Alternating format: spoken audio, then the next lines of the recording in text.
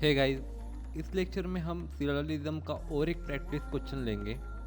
इस सीरीज में हमने सभी basic to advance questions already ले चुके हैं, प्रैक्टिस सेट्स ले चुके हैं। अगर आपने बेसिक क्वेश्चंस नहीं देखे, बेसिक कंसेप्ट वाले अगर सिलोजिज्म के प्रॉब्लम नहीं देखे हैं तो प्लीज़ प्लेलिस्ट में जाके वो सब देख लीजिए।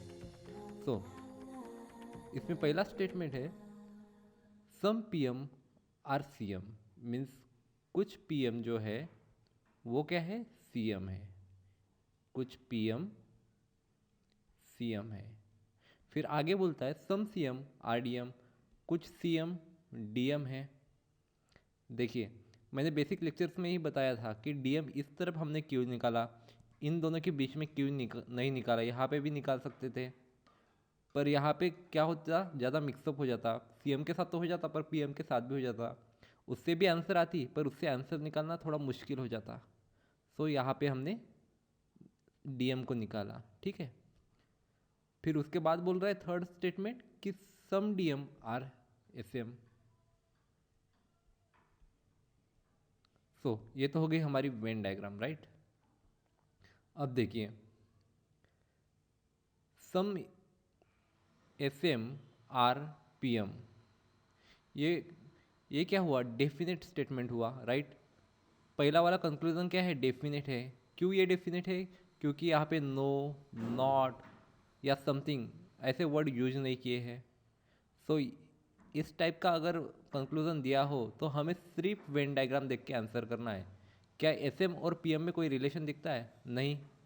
पीएम यहाँ पे है और एसएम यहाँ पे है, इन दोनों का सर्कल एक दूसरे को अटैच है ही नहीं, तो इसका मतलब क्या हुआ, ये गलत हो गया, राइट। फिर दूसरा क्या है conclusion, some PM are CM, कुछ पीएम सीएम होते हैं। क्या पीएम और सीएम में कुछ कॉमन पार्ट दिख रहा है आपको, हाँ, पीएम और सीएम में ये कॉमन पार्ट है।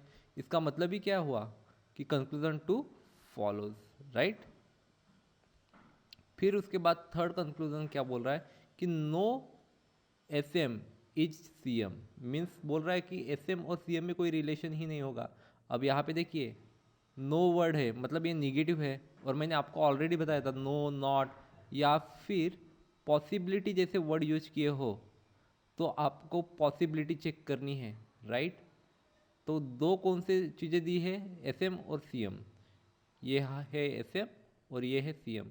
ये बोल रहा है कि इनके बीच में कोई रिलेशन नहीं है। तो अगर पॉसिबिलिटी चेक करनी है तो किसी भी एक सर्कल को हम आगे बढ़ा के देखते हैं। क्या सीएम का सर्कल हम ऐसा निकाल सकते थे, आराम से निकाल सकते थे, राइट, क्योंकि इससे हमारे किसी भी स्टेटमेंट को हानि नहीं पहुंचती, राइट। तो आराम से ये सीएम का सर्कल एसएम से मिल सकता था। मतलब ये पॉसिबिलिटी है कि कुछ एसएम सीएम हो, राइट। तो इसका मतलब क्या हुआ, थर्ड वाला जो स्टेटमेंट है वो रॉन्ग है। तो इस क्वेश्चन का आंसर आएगा only conclusion two follows, right.